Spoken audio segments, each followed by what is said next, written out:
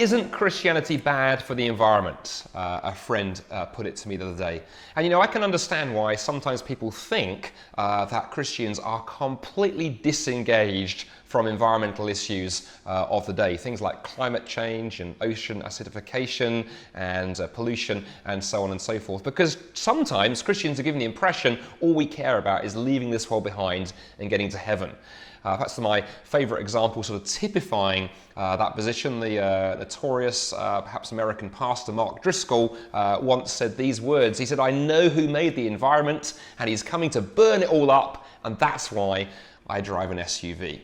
And no wonder Christians sometimes therefore have a reputation for not perhaps being as engaged with environmental issues as we might. But here's the interesting thing. Let's turn the question around for a moment. As somebody who is passionate about the environment, passionate about the outdoors world, and a committed Christian, when I meet friends who are atheists or secular or humanist or so forth, who are into the environment, I often say to them, why should we care about the environment? And it's interesting to hear the answers that come back. Sometimes people try and appeal to your emotions. Well, we need to care about the environment because, otherwise children have no future. To which the answer is, well, what if you don't have any children? Why should I care about hypothetical future generations? Sometimes people say to me, well, we should care about the environment because it's good for us. Otherwise, human beings are going to be affected by sea level rise and, and temperature rises and so forth. But of course, the problem with that is that's inherently selfish. Isn't there something about the environment itself that means we should care about it just as an end in itself, not just because of how it benefits us?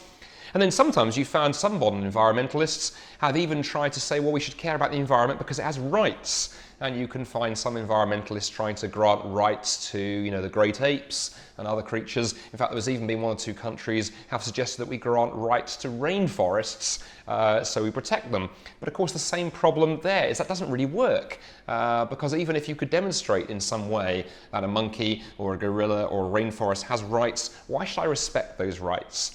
And so the environmental movement is really stuck. And I think you see this when it comes to the fact that despite all the campaigns, it's very hard to shift people's behaviour on environmental issues. Can Christians offer something better here? Well, I think actually we can. It's interesting when you look at the Bible, particularly the first book of the Bible, the book of Genesis, we see as it describes there all the different aspects of creation that God makes. The natural world, mountains and rivers and oceans and plants and forests and different animals and so forth. After every different part of creation is made, God describes it as very good.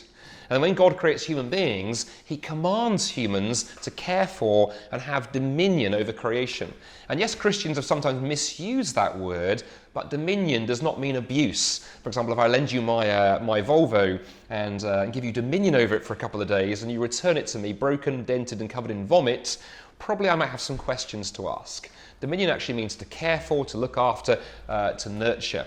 And that's what God expects of us as human beings. And the Christian response to the environment, a biblical response to the environment, should be to care for it and look after it because it is God's good gift to us. And what's interesting, when you look back at the history of the environmental movement, whether it's on this side of the Atlantic or over in America, most of the founding fathers and mothers of the environmental movement were either Christians or they were people who had been raised in Christian homes. And for most of its early days, the environmental movement was founded on Christian principles of care for creation.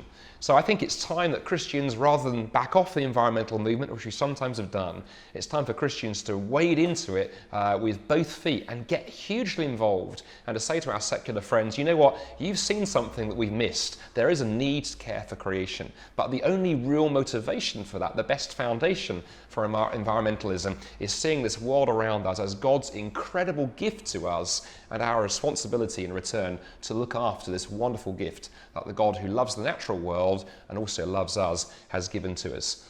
John 3:16, a verse beloved of Christians, says, "For God so loved the world that he gave his only son." And it's God's ultimate plan that this world, as well as human beings, is ultimately restored and renewed back to the way it should be. And the Bible talks about the new heavens and the new earth, which is the hope of the New Testament.